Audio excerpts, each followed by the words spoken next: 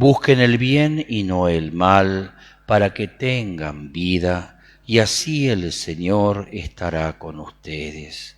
El Señor esté con ustedes. Evangelio de nuestro Señor Jesucristo, según San Mateo. Gloria a ti, Señor Jesús. Se acercaron a Jesús los discípulos de Juan Bautista y le dijeron: ¿por qué nosotros y los fariseos ayunamos mucho, mientras que tus discípulos no ayunan? Jesús les respondió: ¿acaso los amigos del esposo pueden estar tristes mientras el esposo está con ellos? Llegará el momento en que el esposo les será quitado y entonces ayunarán. Palabra del Señor. Gloria a ti, Señor Jesús. Nos podemos sentar.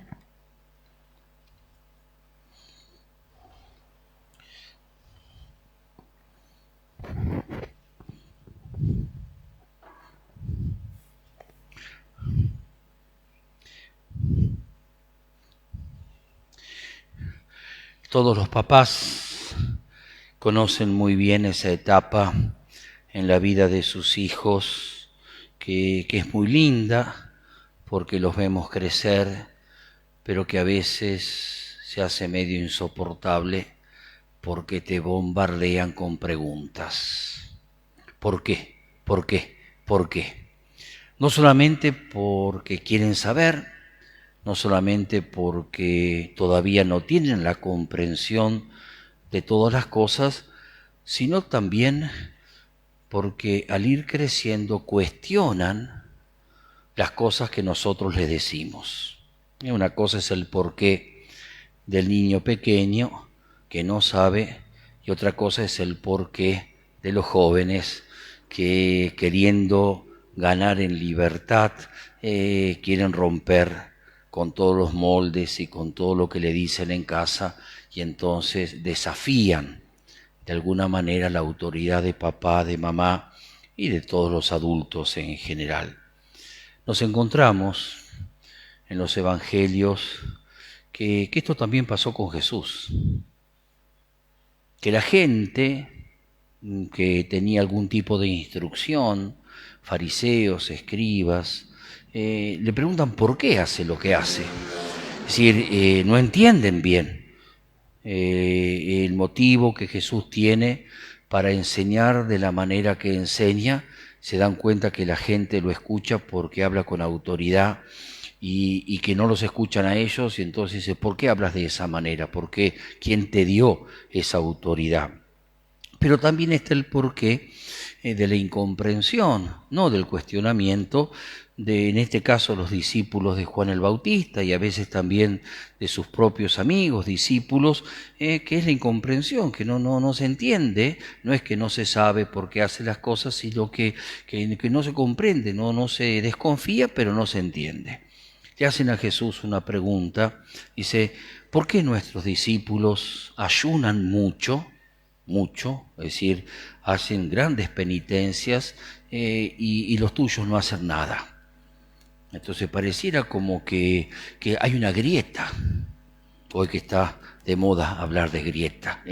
¿Por qué los tuyos son distintos? ¿Por qué hacen distintas las cosas a las que nosotros hacemos?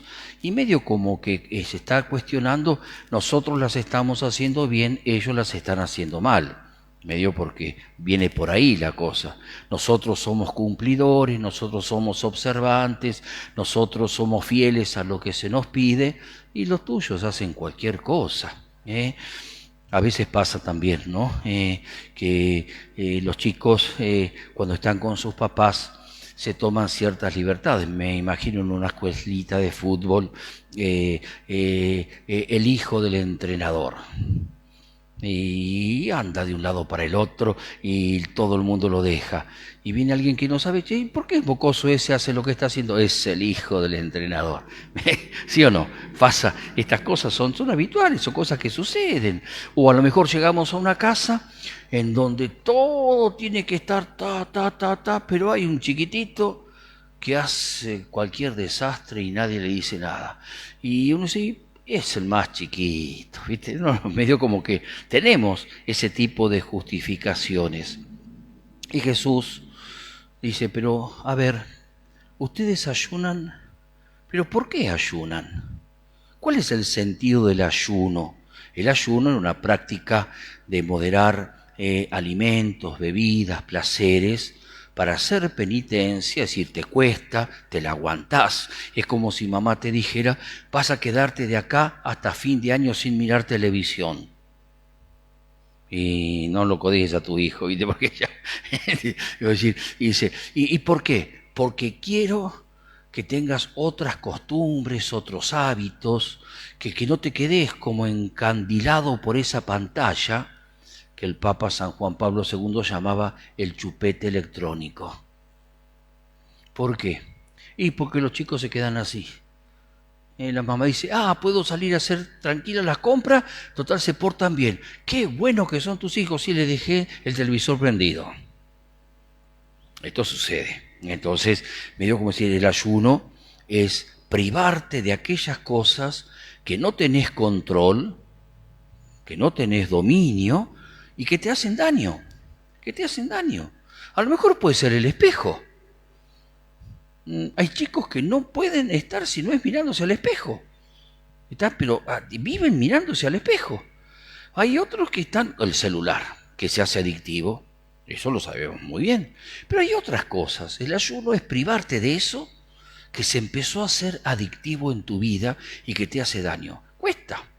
Todos nosotros sabemos cuando acompañamos a alguien que tiene un poco el vicio del alcohol, lo que significa la abstinencia del alcohol, el síndrome que se genera por esa abstinencia, y a veces el cuerpo demanda, porque ya se acostumbró, con el cigarrillo pasa lo mismo, y qué decir con las drogas que a veces consumen también nuestros jóvenes y no tan jóvenes. Entonces, el ayuno cuesta. Entonces, la práctica del ayuno en la antigüedad era para que Dios se tuviera piedad del pueblo, porque se había desviado y al ver las renuncias que hacía, tuvieran bendiciones. Entonces hacían largos ayunos para demostrarle a Dios que estaban arrepentidos. Es como si vos, Santino, le decís a tu mamá, mamá, prometo portarme bien, ahora voy a hacer un esfuerzo por no dejar nada tirado. Y mamá te dice, ¿en serio? Sí, te lo prometo. Y empezás entonces a ordenar las cosas. El propósito es lindo, pero ¿qué pasa? Después medio como que te cuesta, medio como que, que te olvidás, y medio como viene la práctica y viene mamá y te dice, che, Santino, me dijiste que lo ibas a hacer. Uy, mamá, sí, me olvidé. No porque no lo quisiste hacer, te olvidaste. Estas cositas que pasan.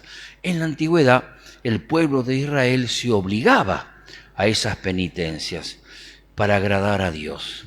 Y entonces Jesús le dice a estos discípulos del Bautista, che, ¿ustedes por qué ayunan mucho? ¿Cuál es el motivo?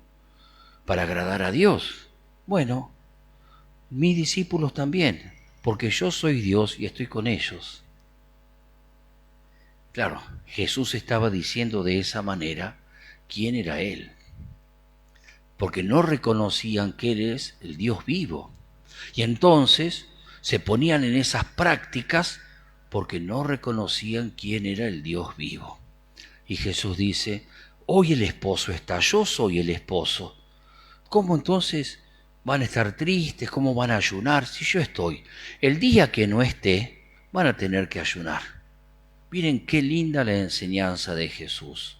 Es la enseñanza que nos ayuda a rectificar, a ordenar nuestras prácticas penitenciales. El día miércoles de ceniza yo les decía que teníamos que hacer ayuno, que no es una dieta, porque algunos dicen aprovecho a hacer ayuno y adelgazo, así me entra mejor la ropa. No, pará, eso no es. Y tampoco es un ayuno que vos vivas pendiente de lo que vas a comer cuando pase el ayuno que ofreciste y te devorás toda la heladera, ¿viste? Porque eso te empachás después y no te sirve absolutamente de nada. ¿Qué es lo que decía, gracias Sonia, con una lectura del profeta Isaías, Estabas así, media como estabas temblando. Acá me decían, padre, terremoto en José Cepaz. No, está Sonia leyendo que está temblando, pobre está ahí. Entonces, digo, pero es lindo que se vayan animando los miembros de la comunidad a participar así. Ya después te pedimos a vos la próxima vez que venga, así que muy bien, ahí está. Digo, el profeta Isaías decía, dejen de ser hipócritas y sean coherentes, decía. ¿De qué sirve esas largas prácticas penitenciales si mientras las están haciendo están dañando al hermano? Entonces, ¿de qué sirve que ustedes hagan largos ayunos si terminan estafando a quienes viven con ustedes? O sea, sean sinceros. Esto es lo importante entonces. Si está Jesús, es fiesta. Si Él no está, estemos tristes y hagamos ayuno. Pero si Él está presente, y no siempre lo está en nuestras vidas, entonces disfrutemos eso. Es entonces como yo le diría, Priscila, poné más cara de fiesta. Ahí está, muy bien. Porque a veces estamos medio así, ¿sí o no? Como decía ese gran santo, más cara de alegría tendrían que tener los cristianos para que yo pueda creer en el Salvador que anuncian. Porque a veces nuestra cara es de una tristeza y de una amargura tan grande. Sí, ¿y vos en qué crees? En Jesús Salvador. Así no convences a nadie.